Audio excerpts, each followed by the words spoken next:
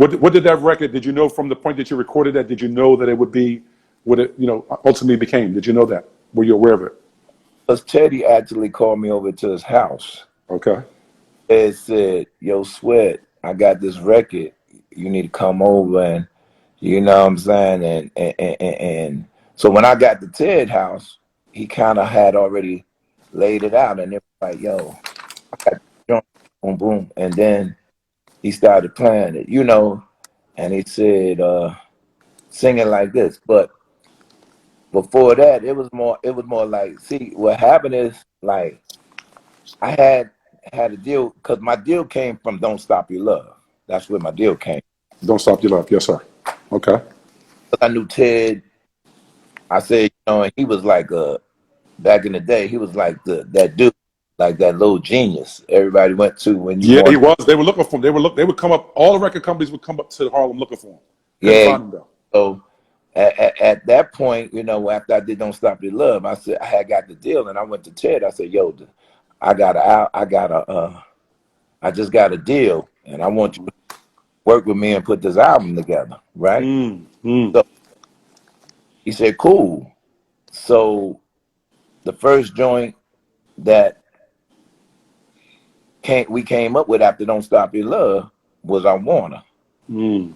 It was just smooth sailing after that, man. After that, it was just like no problem. Everything was it just went smooth sailing after that. So you pretty much knew whenever I got in that studio and we got together, it was going to go. There was no question about it. Yeah, me and him both had that feeling like it was gonna go. We felt good about the music we was doing. We felt good about the sound we were creating. We felt good about everything. You know what I'm saying? We would get in. I think he had a BMW at the time, if I'm not mistaken, or Okay. he had. We were in a car, and we would talk about what kind of cars we were gonna get when the album hit. We ain't even know the album was gonna hit like it hit. What we was Hit. gonna buy man, what kind of car you gonna get? Man, I'm gonna get this. What kind of car? Oh man, I'm gonna get this. That's all we was talking about. What we gonna actually what cars we were gonna buy.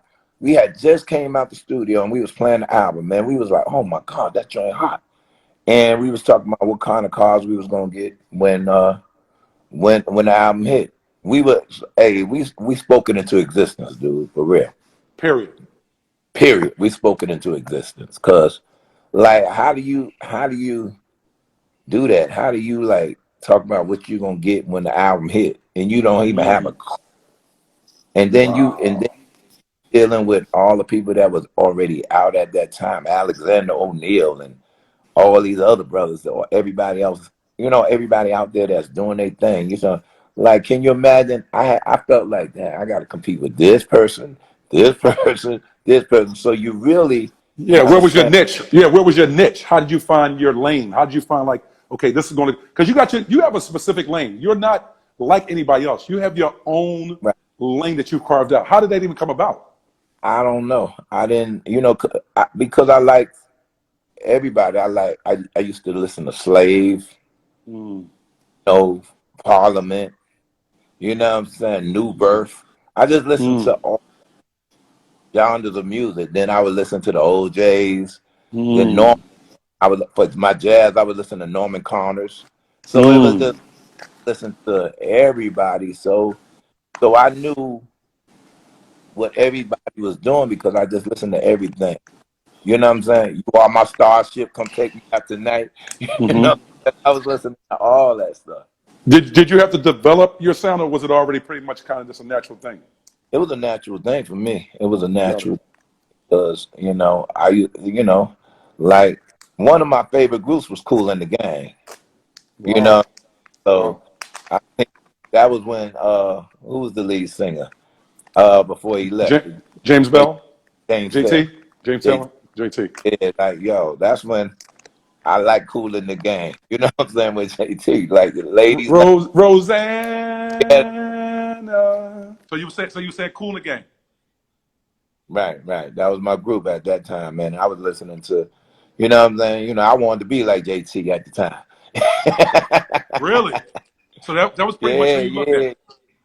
Really? Yeah, that was who I looked at. Yeah, Was it definitely. the smooth delivery? This he was just kind of in pocket. He kind of It didn't move out of was delivery. pocket. Yeah, yeah, it was the delivery and everything. Yeah, definitely, Wow. definitely. Wow. So you channeled JT. Pretty much your approach going into the studio, like where this is my lane, but I'm gonna put it in sweat way. I'm gonna make it a sweat, put a Right. sweat spin on it.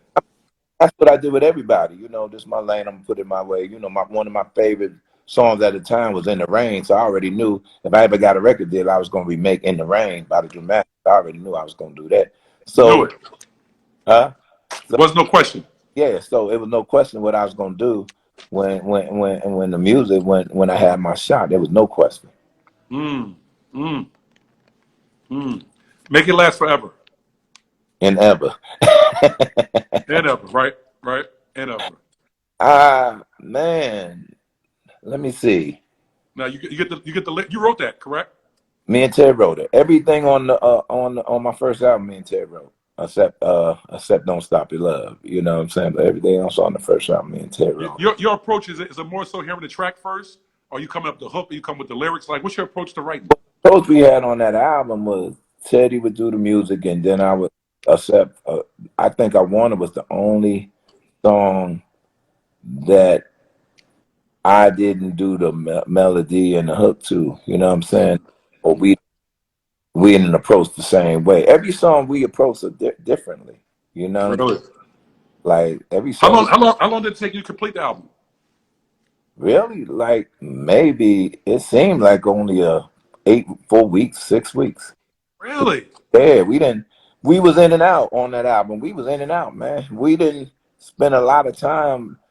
Because we was like it was like we was just vibing. We didn't even try to. It wasn't a headache. You know what I mean? Didn't overthink it. Just kind We of didn't. really. No, not at all. Like Right. we vibing, and like first of all, when we did Make It Last Forever, I wasn't even thinking about putting no female on it. It was Wow. more like I was singing a song, right? And it was like, yo, oh, it'd be dope if I put a female on it. And we knew this girl, we knew Jackie McGee, she was singing in the clubs too. So I said, oh shoot, let me go see if she'll come and do this album. Like she was Wow. nobody knew who she was. She was on a no name. So we were all no names. So it didn't matter who I went and got to Yeah. sing on the song Didn't because we matter. were all no names. So Wow. I went and got her, and she sounded great on the record. I just left it on there, and the whole vibe of the record was just incredible. So it was like something that you just kept. I didn't want to change it. It wasn't like once I got my deal, it wasn't about me going to get anybody else because everything was so solid on the album. Yeah, it worked. So Yeah, did you have an A&R over top of you, or y'all kind of just did your own thing? nah, we did our own thing. No A&R. Wow. Because Wow. they just and it's very rare it was very rare at that time Yes. that the record companies that let you do what you want to do. Normally they had producers that they would call in and say, "Yo, I want him to produce your album." No, we didn't have that problem. You know what I'm saying? And I'm glad because the album would have never came and sounded like it did if someone would have did that. Because I think it was the fact that me and Ted was street kids and we had that Harlem in us, so we was really edgy. We Right. the edge. We didn't want it to sound like the traditional R&B. So Right. I think that's what gave it that edge because we ain't want to, we didn't want it to sound like the traditional R&B. And it's amazing because again, at the same time, you were influenced by again a JT or Cooley Gang. You know what I Hmm. mean? That you've been trying to emulate that, but in fact create a whole new sound, which was again, and I want you to tell brothers and sisters about it that they don't know the New Jack Swing. How y'all even came up with that whole vibe? You know what I mean? Because again, you weren't. Although you had that, it's so weird because it was like you could feel the bop in you, that hip hop in you, but you were very much so a crooner, R&B crooner, and you Right. stayed in that pocket right there. So tell us about the New Jack Swing and this, just all that, how that came about. Well, like I said, Don't Stop Your Love, I had to got the deal. And I went to Ted and I said, "Yo, man, I got a deal with I think it was Entertainment at the time." And Ted said, "Man, I don't do R&B." And I said, man, all you gotta do is mix the music with the hip hop beats, and that's it. And after that, it was history. So we But just how'd you even think that way? That mix it with the hip hop. How'd you even know? You know what I mean? I didn't Because I it hadn't been done. really don't know. You really listen. You really don't. Instinct, so instinctual. Yeah, yeah. It was just like it just felt good. You really did know. But at the time, I still like I didn't want it to sound soft. Got You it. know, I mean, I like that boom, that kick in the 808. I didn't want it to sound soft, and you know, I think I wanted it to be something totally different. So I really did know. You know how when you're just creating something, you're Yeah. creating, and you really know how it's going to turn out. It could turn out great, or it could turn out not good, but you won't know until it turns out. You know what I'm saying? Right. It can Right. go, Right. it can go real bad, or it can go real good. Mm. It just happened real good. You know what I mean? Mm. So No. Yeah. and Just really, really good. Like you were touching really. things and it was just going. Yeah, it just went really, really good. You know what I'm saying? And we just made a statement. It's like it's something that just changed the course of music. Everybody just was like, "What is that?" You know what I'm saying? And it just honestly it changed the direction of where music was going. Wow. So New Jack Swing. Y'all cultivated, created it, came up with it, a sound, your own genre. You know what I mean, of music. Just like really like shifted the equator with that. You know. How'd that feel? How'd that feel? It felt incredible. I mean, because like in life, right? It's like when people come up with something and they invent something. Right? Yes. Oh well, say, oh man, I love your invention, and it just changed the course of the world. It just changes how people look at things, how people move. Hmm. But we did change how people move, how people saw things, and then it seemed like not everybody want to jump on top, jump aboard. You know what I mean? It was like we changed the course of music, the course of. I think if me and him would never have gotten together, music probably somebody else would have did something, but I don't know. I can't say it wouldn't have been as great, but I know what me and him created was something phenomenal Mm. uh, for the world. And he went on to do his thing with Michael Jackson and Guy and other people, and I went on to do my thing with the Silks and the Cut Close and the Immatures and the Johnny LSGs, Kemp. Johnny Kemp. Yeah, yeah, yeah. So we went on to do great things with other acts and other groups that I think, that we just happen to be able to embrace, uh, make happen as well as our careers did. Yeah. Wow. How'd you develop that air? How'd that come about? I always had that. Yeah. You just I had it always, naturally. I always had that, man. I mean, it was something that I always had. It's like I could hear if a record was hot or not. You know what I mean? I always had that, and I think it. I mean, it's like everybody is like I don't I never know, right? And I'm just thankful that I was able to do the things I do, but I always had an ear to hear certain things for good music or to know. And I think, like I said, I think it came from me listening to different genres of music growing up, whether it was Sam Cooke. I listened to a lot of different acts. I didn't discriminate. I listened to Sam Cooke, Otis Redding, all of them. I just So listened. was it more from a fan perspective or just kind of like you just enjoyed music as a whole? Not I just necessarily a fan, I just just enjoy listen.